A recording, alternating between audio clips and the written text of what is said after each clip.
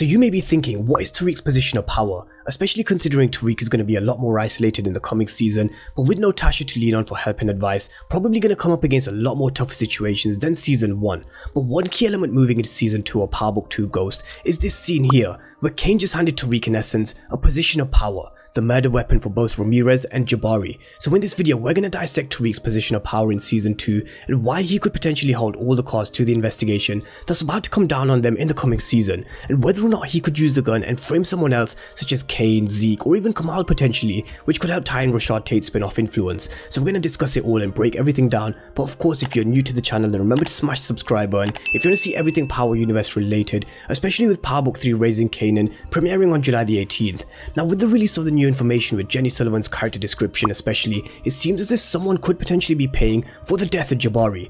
Jenny is back in the spotlight with an eye towards prosecuting Reynolds' killer, whoever that may be. Little does she know the killer's new defense attorney, Cooper Saxe, now working with Davis McLean, is sharing her bed and with access to a briefcase. Let the games begin. Now Kane handed Tariq all of the cards when Tariq talked him into handing him over Ramirez's gun, and in essence handing him over this position of power where who knows what Tariq could have done with the gun. Do we really know if he's got rid of the gun? Do you guys think he's got rid of the gun? Because I certainly don't think he has. Now imagine a scenario where Kane, instead of handing the gun over to Tariq, but uses it to frame him instead, because that's something he could have easily have done if he wanted Tariq gone and out of the picture. Unfortunately, Kane isn't someone who is capable of making such strategic moves like that just yet, but Tariq is someone who is capable of making such chess moves because we've seen him do it before. And using Law 3 of concealing his intentions, surrounding his real plan with what he's intending to do with the gun, Tariq may just use this gun and have someone else implicated if he feels the walls are closing in on him, potentially even setting Kane up himself, just like we saw him set up Kanan, and if he's done it before then he can definitely do it again. Now ironically, Kane is implicated in all 3 murders himself, Bars, Jabari and Ramirez. He had a part to play in all 3 to a certain extent, but something Tariq learned from Ghost with regards to Breeze is if someone is in the way then they have to go, and I feel Kane and Tariq are 2 characters that will probably never see eye to eye. As much as I would love to see them working together, I can't see that happening anytime soon, because Kane is too irrational, rebellious and full of hatred towards Tariq because of the way Monet treats him. They may well be forced to work together at some point, for example if they have a common enemy. We saw Kane and Tommy and Ghost reuniting in season 5 with the goal of working together to take Dre down, and this is where I could see them working together to take down a common enemy. But Kane will always have this hatred towards him because Monet treats Tariq the way Kane wants to be treated. In his words, he's as much as her son as Drew, and Kane just wants to be treated in the same way, but he can't be trusted. And Diana made it perfectly clear to Tariq in the final episode of season 1 when she told him that the only person he hated more than Ramirez is you, and if he's willing to kill Ramirez then I'm sure he won't blink twice in killing Tariq. The only reason he didn't is because Tariq convinced him that without him then the whole Tejada organization falls, because he's the only one pushing product for them at this moment in time. Now Tariq can get Kane back on good terms with Monet and the Tejadas all he wants. Monet knows that she can't trust him, and most importantly Tariq will know that he can't trust him, and moves me on to the point where at some point Kane will probably rebel again and do something where Tariq will realize that he needs to get rid of Kane. Tariq won't be able to kill him because Monet made it perfectly clear, although he is no longer a part of the Tejada family, she won't stand for him seeking Kane out and killing him,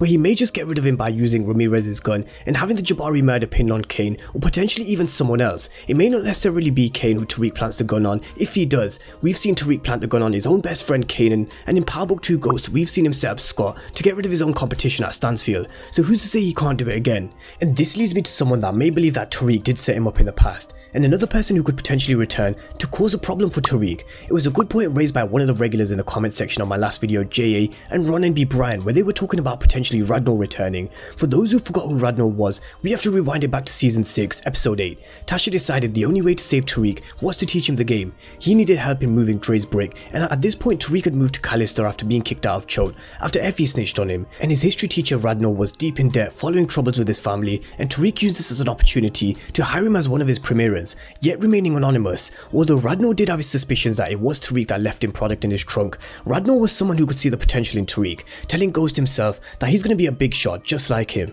But unfortunately for Radnor, he was caught selling and he was taken away by the cops in episode 15. No doubt if he does come back, he could be a character that could put the squeeze on Tariq, just like JA mentioned in his comment. And if Tariq does find himself with the walls closing in on him, he has Ramirez's gun and he could even frame someone like Radnor if he was to return. And this this is why this season will be focusing heavily on ethics, like Courtney Kemp teased, the ethical dilemmas that Tariq will have and the choices that he has to make from right and wrong, and the conflict between alternatives where no matter what Tariq does, some ethical principles will be compromised to a certain extent. For example, when you kill someone, you sacrifice some principles of ethics, and if Tariq has to pin Ramirez's gun on Kane, Radno if he returns, or anyone else, is he doing it for the greater good for himself and his new family, the Tejadas? And I don't believe it's just Tariq who's going to be facing these sorts of ethical dilemmas. I believe it could be a theme that could run across season 2 with a whole host of characters, especially with one person who's heavily going to be involved in the whole Jabari murder, and that's Carrie. She has a history with Jabari, but now being in bed with Zeke, I think she's going to be the one to find Jabari's computer and put 2 and 2 together about Tariq, and she's a character who will really toe the line of ethics because she's someone who I think could turn bad, especially after her altercation with Monet, and Monet sending her a real warning. She'll have to have Zeke's back, and what will she do when she realizes the true extent of how close the murder of Jabari really is? This is why I think her character could take a dark turn, and her past as a former prosecutor is going to come into play this season. I don't think they told us Carrie is a former prosecutor and someone who has a history with Davis McLean for no reason. It's definitely going to play a role in the future. How the death of Jabari will impact Carrie as well is yet to be seen, but she's now Team Tejada, like she has a choice but to be anything else. So when it comes to the whole investigation and the murder of Jabari and Bars, Carrie will play a role in this, protecting Zeke and the Tejadas, and potentially even finding out who Tariq really is. I think her suspicions of Tariq will really start to grow, and will she know that one of the Tejadas are involved in the death of Jabari? Because she certainly knows that the Tejadas were involved in the death of Bars at Stansfield. So the whole situation of Jabari doesn't just center around Tariq. There's going to be a few elements and a few other characters under pressure with this whole situation. And the other person I play who's always crossing the line of ethics is Cooper Saxe. He's going to have no problem crossing the line of ethics and the line of the law again in season 2 when he's representing the person who's being charged for the murder of Jabari. Who that is yet, we don't know, because as I said, Tariq could have used the gun and planted it on anyone, Kane or whoever else. So whoever Saxe is representing, he's definitely going to be pulling some of his old shady ways again when he gets the information from Jenny Sullivan, and I do think he could be representing one of the Tejadas or even Tariq in this Joe Proctor type of role, which I'm really looking forward to, because Joe Proctor was someone who turned into a character that was in essence ordering hits, telling Ghost to get rid of characters such as Angela and Maria Suarez. He knew that people who knew too much information had to go, and he also let his mother of his daughter overdose and die right before his eyes. I think it's only a matter of time before we see Cooper Saxe go one step further with the law and see him doing something similar. But let's talk a little about Kanan and Rashad Tate in relation to this situation, because Ghost passed as a way of coming back to Tariq. We've seen this with Simon Stern, Cooper Saxe and 2-Bit, who have all had a history with Ghost, and now they have something at stake with Tariq. But Rashad Tate may just be next, and I have a funny feeling that Rashad along with Kamal could be a big focus come the back end of season 2, because Kamal is going to be watching Rashad take on a new role serving the people. To me it sounds as if Rashad Tate could be back working with law enforcement, because we know he's an ex-cop, and Kamal is going to be brought in on the investigation at Stansfield. But how this all ties in together with Tariq is yet to be seen, but I do think it will, especially if they're going to be using season 2 as a way of setting up Rashad Tate's journey and influence. I think these two shows of Power Book 2, Ghost and Influence will have a lot of connections and crossovers, being set in the same timeline and city as well. But let me know what you guys think. Hopefully I've opened your mind to something that you may not have thought of. So drop me your theories and thoughts down below with what's to come in season 2 with the gun that Tariq now has, and as I like to say, a position of power. Drop your thoughts and theories down below, and from next week I will be back uploading daily, and it's going to be all things Power Book 3 Raising Kanan, starting with the breakdowns for each characters. So the daily videos will start from next week. So if you are new to the channel and you haven't done so already, remember to smash the subscribe button and turn on the notification bells, because Raising Kanan is coming soon. But as always, thank you guys for watching, and I'll see you next time.